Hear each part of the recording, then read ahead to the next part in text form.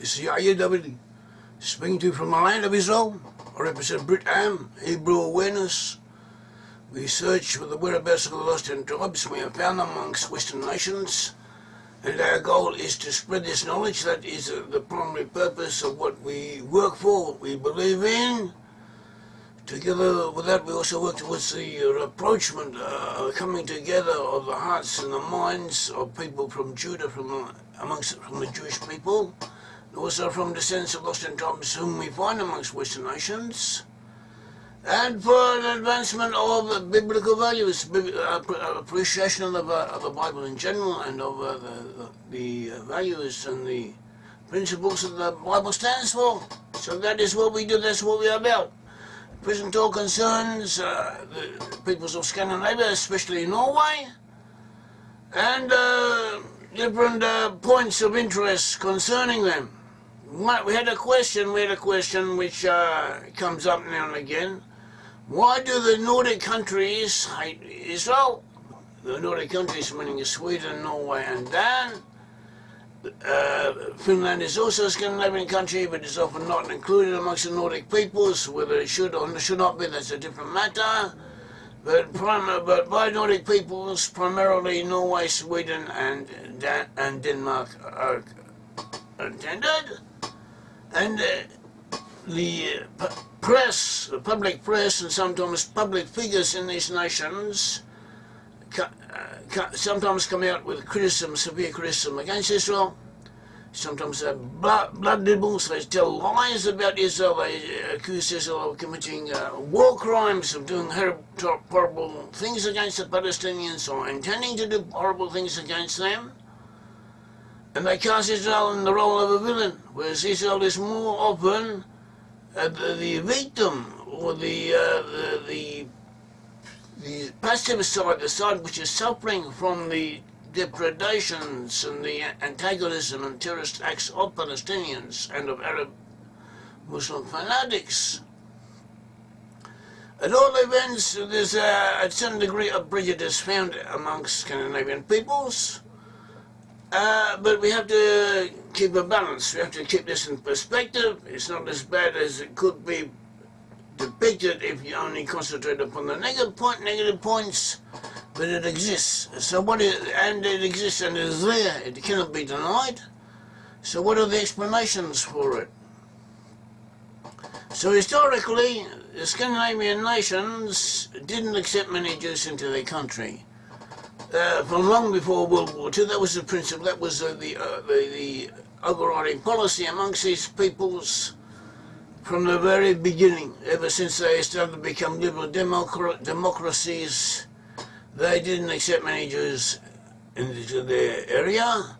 They accepted some. Those who came in, those who were accepted, a few thousand here, a few thousand there, were treated well, treated decently.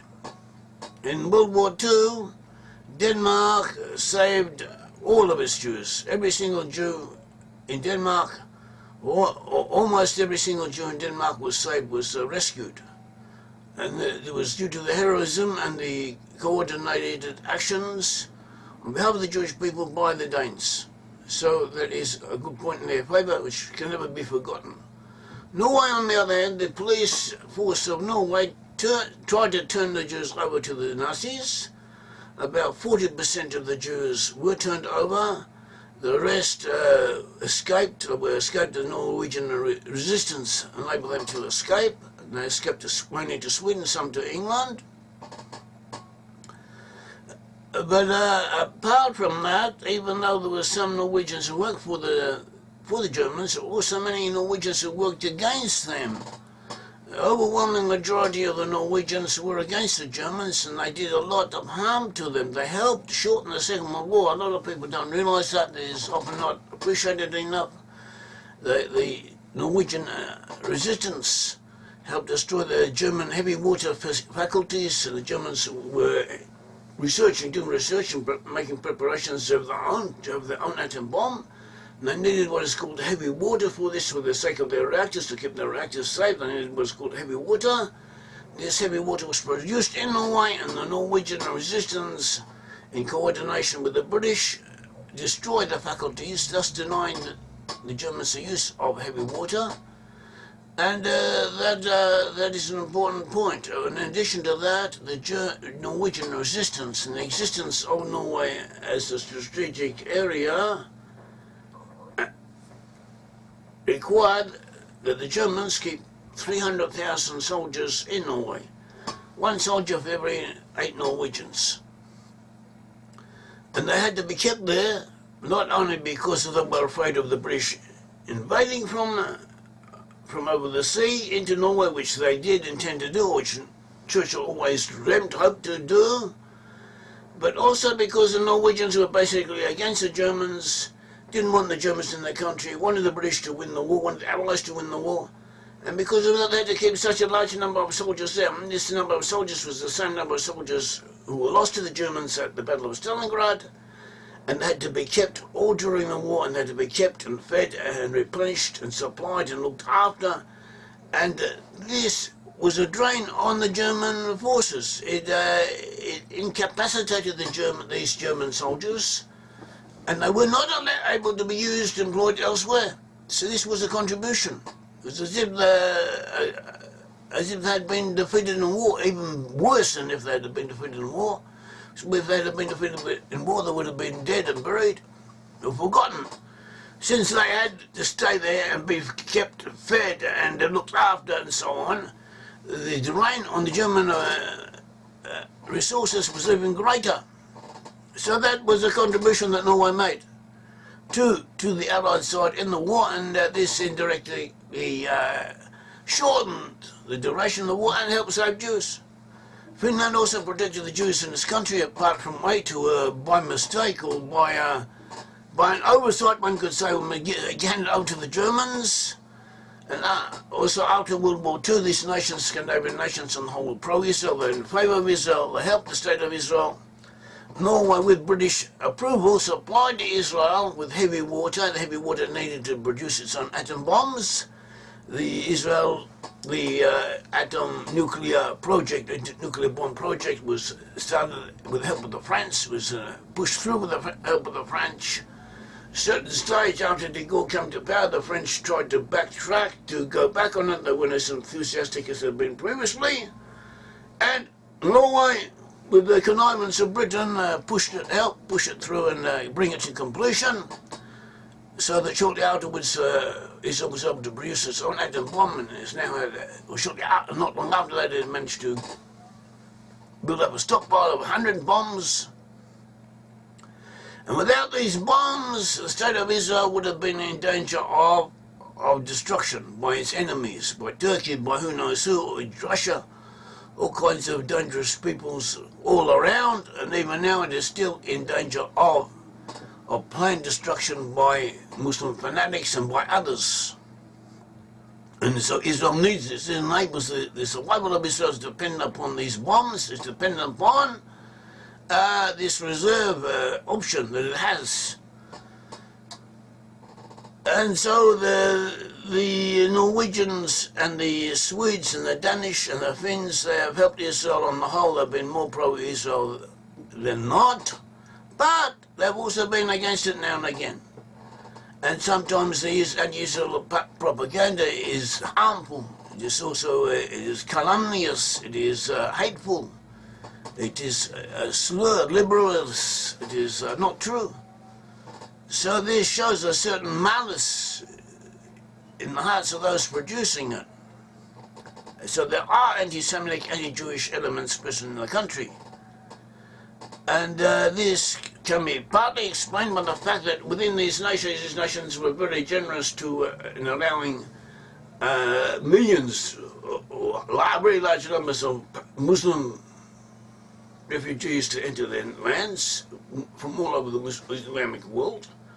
And these peoples are against Israel. They're demonstrations on behalf of the Palestinians that push for actions against Israel, and they're quite numerous and important, politically important. And also, they are violent and aggressive in their demands.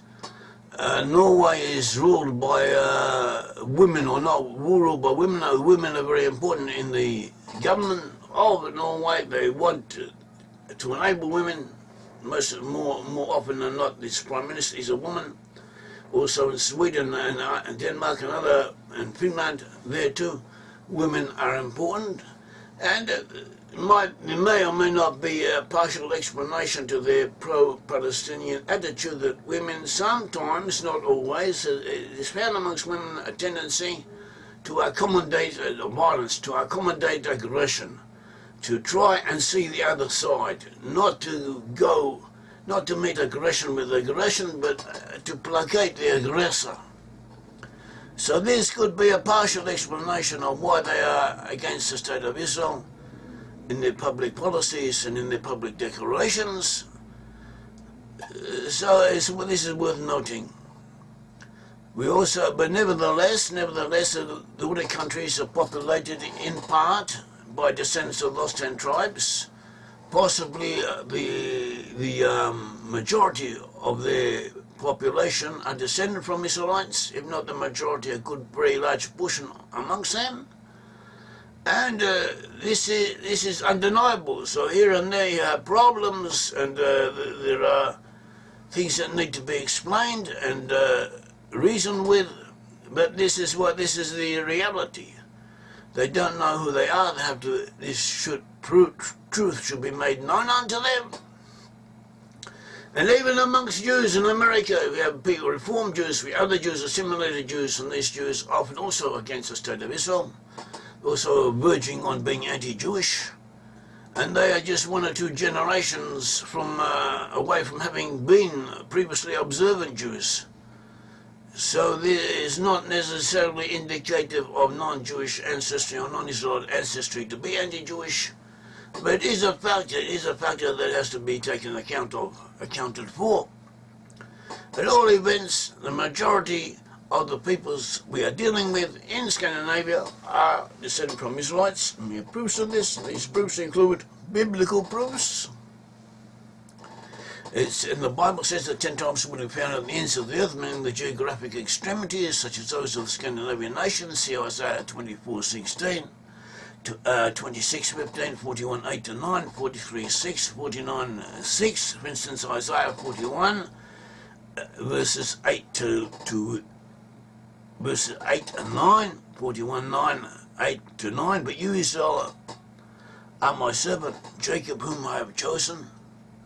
The descendants of Abraham, my friend, you whom I have taken from the ends of the earth, that is the geographical extremities, and called from its farthest regions, and said to you, you are my servant.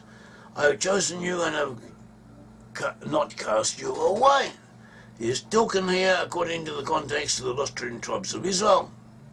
10 lost 10 tribes according to the context of these verses, also in many cases according to biblical and commentators on the Bible of rabbinical standing, famous rabbinical commentators.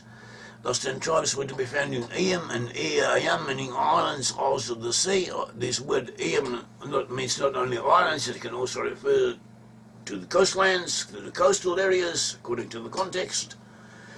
But at all events, is pertinent to Scandinavian areas as well as other countries. See Isaiah 24:15, 49:6, 69, Jeremiah 31:9-10. It also says that the lost 10 tribes will be in pies, as in peninsulas in the Northland and in coastal areas. See Jeremiah 31, verse 8. It says, behold, I will bring you from the north country. I will bring you from the north country, from the Northland, and gather you from the ends of the earth, that is the extremities, geographical extremities of the land masses, such as Scandinavia is. Amongst them the blind and the lame, the women with the child, and the one who labors with child together, a great multitude shall return here. Other biblical verses pertinent to Scandinavian nations containing descendants of lost 10 tribes of Israel. They include Tarshish, reference to Tarshish, returning from Tarshish, and ships of Tarshish. Tarshish represents the Atlantic Ocean area. See Isaiah 69. The lost 10 tribes will be in a western location, or west from the land of Israel. See Isaiah 24:14, Hosea 1-10, that they will be located to the northwest of the land of Israel. See Isaiah 49:12, they will be in the northland, as we said, as we quoted from Jeremiah 31:18, also Jeremiah Jeremiah 3, as we quote from Jeremiah 3:18, and in Jeremiah 31:6-10, they would be seafarers. They would go down to the sea. See, Isaiah 42:10, and all of the Scandinavian nations fit this qualification. They have mineral resources, and Scandinavian nations do. They have iron, reserves of iron, valuable minerals, and Norway has petroleum, and they have other mineral bounty, and they have been blessed in this manner. And this was part of the blessings. See Genesis 49:5, Deuteronomy 33:13-15. That they would be headed by kings, ruled by kings ruling parallel to each other. See other talks on this, and the sources we bring. The biblical references are Genesis 17:6, Genesis 17:16, Genesis 35:11, and much more, many more proofs, all pointing in the same direction. The lost 10 tribes are now to be found amongst Western nations. And we should also point out, getting back to what we said, that sometimes, even though there may be disagreements with the Jews, with the Jewish people, may have certain anti-Semitic elements amongst these lost 10 tribes, doesn't prove that necessarily are not descended from Israel, though it has to be explained. It is something pointing in the opposite direction. But even so, there was always tension between the two. The Israelites, from the very beginning, almost from the very beginning, were divided into two different sections. So 12 tribes of Israel, but you had Judah in the south. Ultimately, Judah was to incorporate also the tribe of Benjamin and most of the tribe of Levi, but it's all called Judah after Judah, the main tribe. And from the Judah, the main tribe, most of the present-day Jewish people descend from Judah, are called Judah, referred to as Judah in the Bible. They are the Jews. And you had the 10 tribes of Israel. And the 10 tribes of Israel, the northern tribes, separated from Judah under the time of Yerovam ben Nebat, king, made himself king, set up his own kingdom, is north of the land of Israel. And he had 10 tribes, and these 10 tribes were conquered by the Assyrians, taken into exile by the Assyrians, transported, sent overland to different areas in the Assyrian Empire. Also, some of them were also taken by ships to areas in the west, and they were all together taken away, exiled, separated, and along with other peoples. And eventually they congregated. They moved to the west, they moved to the north and the west, and some of them moved into Scandinavia. And that is how they got there. But in the process of this, they forgot who they are, because from the very beginning, they had mixed in with the neighbouring Canaanites, and the neighbouring peoples around them practiced Canaanite and pagan religion, and also went in the ways of the people around them, forgotten their ancestry, especially after being exiled, but physically they remained together. So this is what we have. In Isaiah 11, he refers to the tension between Judah and Ephraim, that is Ephraim representing all of the 10 tribes. Isaiah 11, verse 11, he says, Ephraim's jealousy will vanish, and Judah, his enemy, will be destroyed. Ephraim will not be jealous of Judah, nor Judah hostile towards Ephraim. After the Israelites came out of Egypt and travelled through the wilderness, they reached the edge of Canaan. That is, this is another explanation for antagonism. When the Israelites came out of Israel, they marched through the wilderness.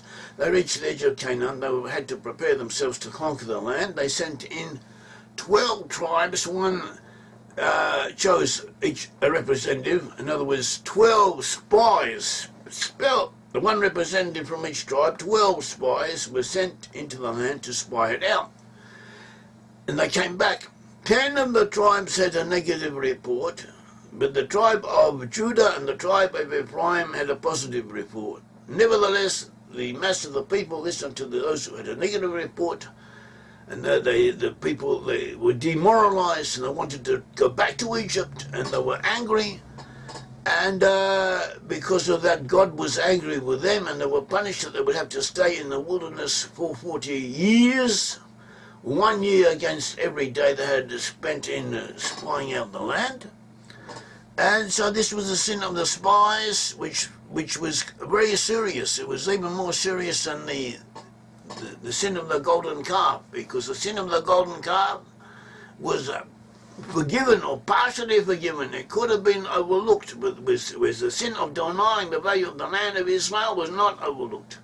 According to the studies of Rabbi official Ma'al from Baltimore, in America, he wrote a book, Sefer Hashvatim, in Hebrew. It's a very interesting book, very valuable book. He studies rabbinical sources, and he shows how the tribes of Naphtali and Asher, the tribes and the spies from the two of the spies, one from the tribe of Naphtali, one from the tribe of Asher, they were the primary instigators of the 10 spies who had brought back a negative report. In other words, 10 of the tribe of the spies brought back a negative report. But the primary instigator, those who had initiated the negativity or caused it or been primarily responsible for it, were those from the tribes of Naphtali and Asher. Naphtali and Asher were prominent amongst the Scandinavian people. So here too we have the same phenomenon. The Jewish people are returning to the land, they're building up the land, they're facing opposition from all over the world and from their local Muslims in the region. And people in Scandinavia are saying bad things about them, telling even if it was true, they shouldn't be able to make such a fuss against the Jewish people. And they're not true. And very often these things are greatly exaggerated or non-existent. And they're proven to be non-existent. And when the people who say them are shown that they are mistaken, that what they claim to be doesn't exist, they don't even apologize. They just go on to the next subject. So this is a serious matter. It shows a certain degree of innate hostility. So this is a repetition of the sin of the tribes in its own way. Another point of negativity towards the Jewish people is traceable perhaps to the presence of the mixed multitude or the assorted rabble. In Hebrew called the Erev Rav. In Exodus 12:38 we are told that when the Israelites came out of Egypt, a mixed multitude, a mixed crowd also went up with them, and so that's all it says. But according to tradition, these were a great number of Egyptians and other people in Egypt. Egypt was called the house of slaves. In Egypt there were a large number of other peoples. Egypt was the center of the world at the time when the Israelites came out of Egypt. There were a lot of foreigners in Egypt. There were also foreign slaves, foreign merchants, and a good portion of them, a large number of them, joined the Israelites when they went out of Egypt. And they, according to some traditions, they were even more numerous than the Israelites, and they went out with the Israelites, and they joined on to the Israelites. And according to tradition, they were responsible for the sin of the golden calf and for other calamities coming upon the Israelites. And ever since then, they've been with us. They've been working against us from inside, one could say. But the great Hasidim say, the Hasidic leaders, pre-Zadik, Beis Israel, and others, they say that actually every single one of us has some is intermixed. We have some of the Erev Rav and the mixed multitude of the sort of rabble within us. We have to correct ourselves, to reform ourselves, to keep striving to be better people, better towards our neighbours, to better towards God. Do what we have to do, and we can overcome the bad influences that we may have inherited. So too, when the whole of the community reforms itself, becomes better, it also drags upward the negative forces. It can make the negative forces, the negative elements within the community, that can cause them to become better than they are. And this is also a task that we have. So there's one way of looking at it. At all events, the Erev Rav, the mixed multitude, is not only amongst the Jews, it's also amongst the lost 10 tribes, and it is responsible apparently for a lot of the negativity, or some of the negativity that some elements amongst the lost 10 tribes sometimes display towards the Jewish people. Another source of provocation, of disturbance amongst the Israelite nations, is the presence of Canaanites, When the Israelites came into the land of Canaan, they were commanded to wipe out or to drive out the local inhabitants. And they were warned that if they not do that, if they would not do as they were told to do this against the Canaanites would do it to them. See Numbers 33 verse 55, it says, but if you do not drive out the inhabitants of the land, those you allow to remain will become barbs, that is thorns, and thorns in your sides, barbs in your eyes and thorns in your sides. They will give you trouble in the land, whether you will live, and then I will do to you what I plan to do to them. In other words, drive them out, or they will cause you to be driven out. And the lost 10 tribes did go in the way of the nations around them. They did follow the practices of the Canaanites, as is explained in detail in chapter 17, the book of Kings, Kings 2, chapter 17. And because they lost 10 tribes, the 10 tribes before they became lost, followed the Canaanites, imitated the Canaanites, practiced the religious practices of the Canaanites, they were driven out and exiled. And so they apparently, in their places of exile, they still have Canaanites, these peoples, these types amongst them, and they cause some of the negativity against the Jewish people and also against themselves. In most areas, and this took the presence of the Canaanites happened almost all over the areas where there was less, but nearly every tribe conquered the Canaanites, did not drive them out, but let them dwell amongst them. In most areas, the Canaanites were a minority, but in some cases a sizable minority, in other cases they were a large minority. And there were some cases amongst three of the tribes, or two of the tribes, Asher and Naphtali, and also Dan, according to how you read it, where the Canaanites were in the majority. See Judges 1, verse 32. The Asherites, that is from the tribe of Asher, lived among the Canaanite inhabitants of the land because they did not drive them out. The Asherites from the tribe of Asher, they lived among the Canaanites, so were a minority amongst the Canaanites. Neither did Naphtali drive out those living in Beth-Shemesh or Beth-Anath, but the Naphtalites still lived among the Canaanite inhabitants of the land, because the Naphtali lived amongst the Canaanites, so were a minority amongst the Canaanites. And those living in Beth-Shemesh and Beth-Anath became forced labourers for them. The Amorites confined the Danites to the hill country. The Amorites were too strong for the Danites in the southwest of the country to drive them out.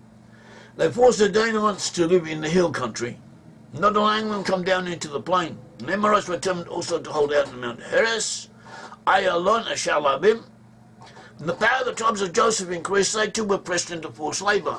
So the Amorites were stronger than the Danes. They did not conquer them. The Danes did not conquer them. The people from Dan did not conquer them. But later the people from the other tribe, the neighbouring tribes of Joseph, did so.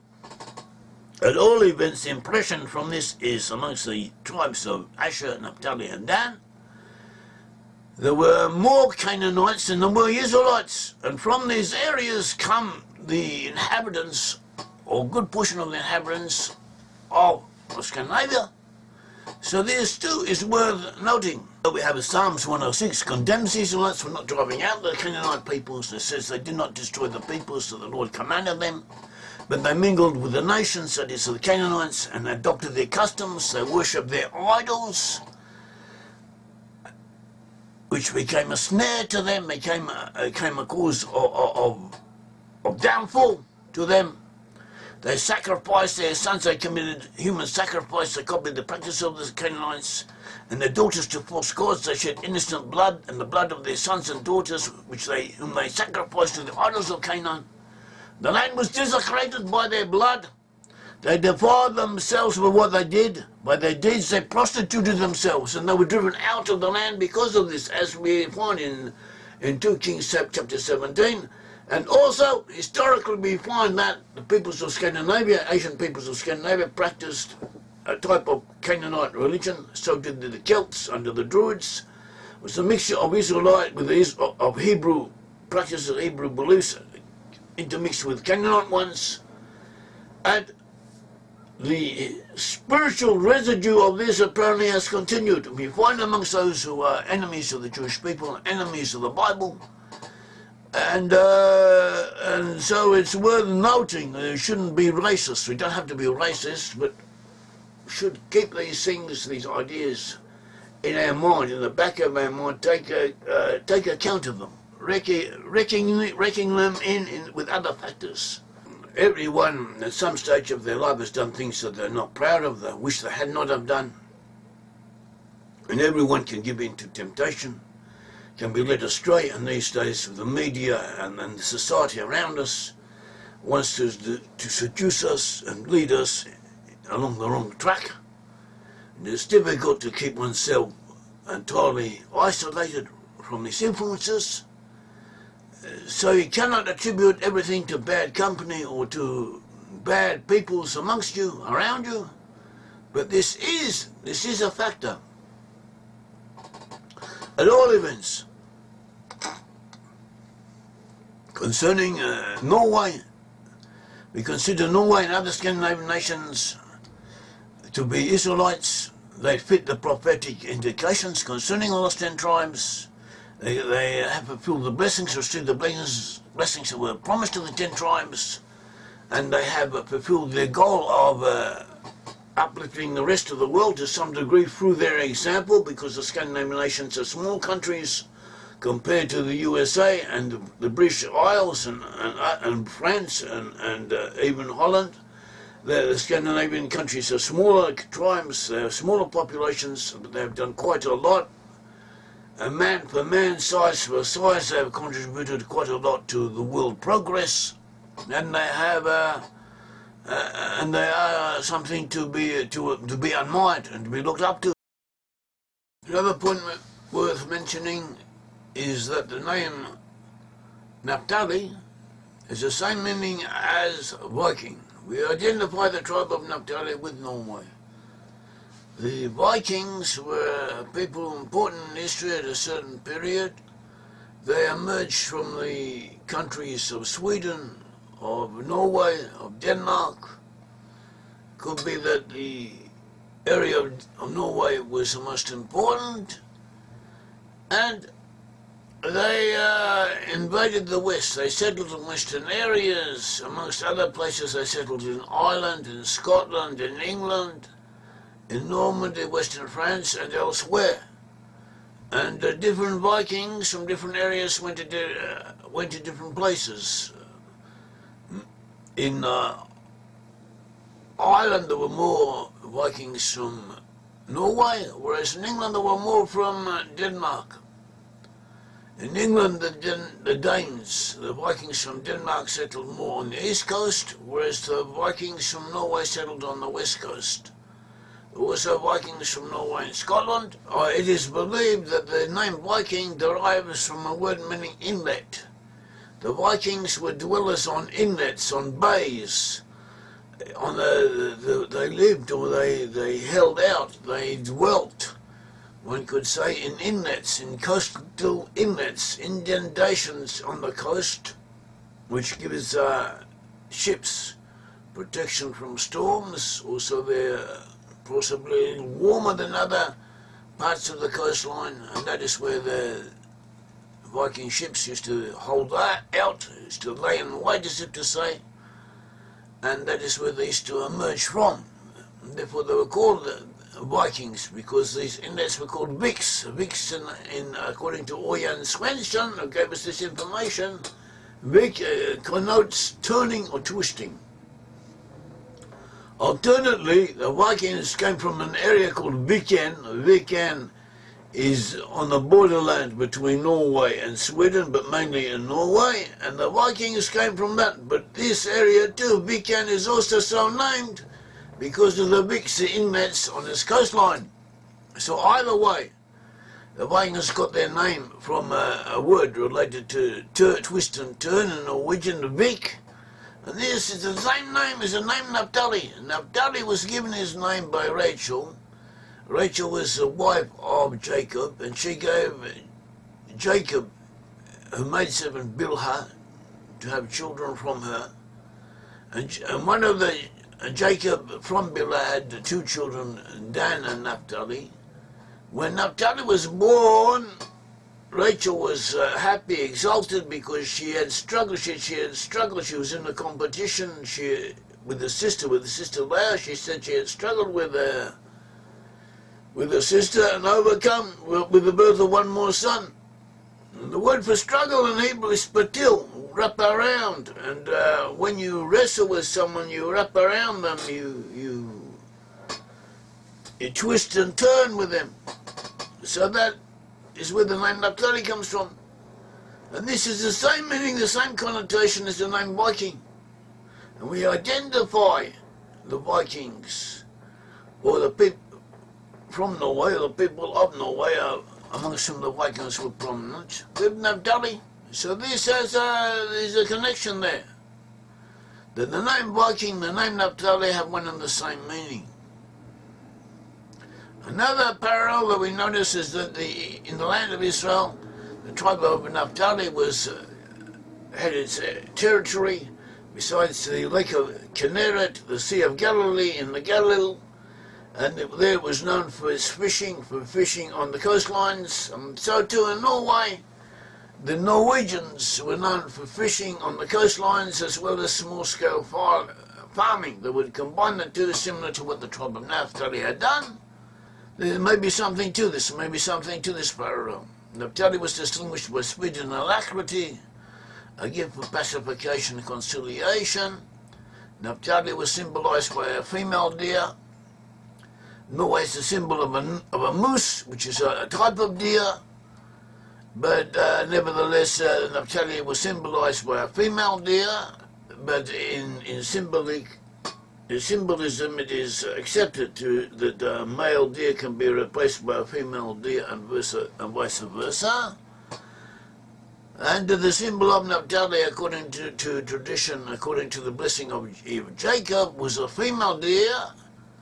And in Norway, the females are important. There have been more female prime ministers than male ones. Females are encouraged to work and to assert themselves and to accept ruling positions. And even in Viking times that was the case, because the males would go out to war and to raid, and leave the mistress of the house in charge of the local estate. So from the very beginning, females were important in the tribe of Naphtali. We said that Deborah, the prophetess, who came from the tribe of Naphtali, and she was an important leader amongst ancient Israelites, and she was a woman. And here too we have a woman from Naphtali who is in a position of importance. Similarly, you had Jonah the prophet. Jonah, he went to warn the Gentiles of Assyria to repent, and he had a father from Naphtali and a mother from the tribe of Asher. Prominent Americans of Norwegian character made an important mark on the world. They include Norman Borlaug, 1914 to 2009. He was an agronomist who introduced improvements in agriculture throughout the world. He was one of the promoters of the so-called Green Revolution, and they saved over 1 billion people or more all over the world from starvation. So too we had Henry Martin Scoop Jackson, 1912-1983. He was a politician. He was an important politician in America, also in the struggle against the Soviet Union, and also in assistance to the State of Israel. Point of interest is that Norwegian Americans, as we mentioned, Norwegian Americans tend to be found mainly in the Midwest and in the western areas of the USA, and they are mainly in cowboy country, and they traditionally have their own characteristics, and the characteristics are somewhat similar from those of modern Norwegians. Wikipedia notes this and has a note on it. It says that Norwegian Americans are primarily descendants of 19th or early 20th century farmer or working class people who moved to North America to farm rural areas. They represent a somewhat narrow segment of the Norwegian population and culture of the time, with a limited connection to Norwegian urban culture and middle upper class segments of the population. The late 20th century Norwegian Americans had been out of touch with cultural developments in Norway. For a long time, their cultural conception and ideas of Norway are often based on 19th century national romanticism and seen as outdated by Norwegians. While Norwegians are largely secular, typically attending church only for weddings and funerals, Norwegian Americans are often religious. So, they were different. They came from different areas of Norway. They had different origins, different social origins. And this is a phenomenon we find very often amongst migrants in general, that they have different origins or different patterns of development from the people they leave behind. So this is what we have. We also have Bible codes for Norway and Bible codes for Norway. We found connections between Norway and the tribe of Asher, and also we find connections between Norway and the tribe of Naphtali, but less than those to Asher. We also found a repeated connection to the house of David, kings from the house of David, and also to Judah and to Shomron, that is Samaria. And there may be significance in this. Another point is that the river that forms the border between Norway and Russia, at the very north of Norway, there is an area where Russia and Norway border each other, and the river that forms the border between the two is known in Norwegian as the River of Jacob. So this is significant, and so we see that overall the Norwegians do descend from the tribe of Naphtali. They are Israelites, and we should be aware of this. We should help spread their knowledge, and they too should be aware of it and live according to biblical values, like all the Israelites should do. May the Lord God of Israel bless you. Thank you.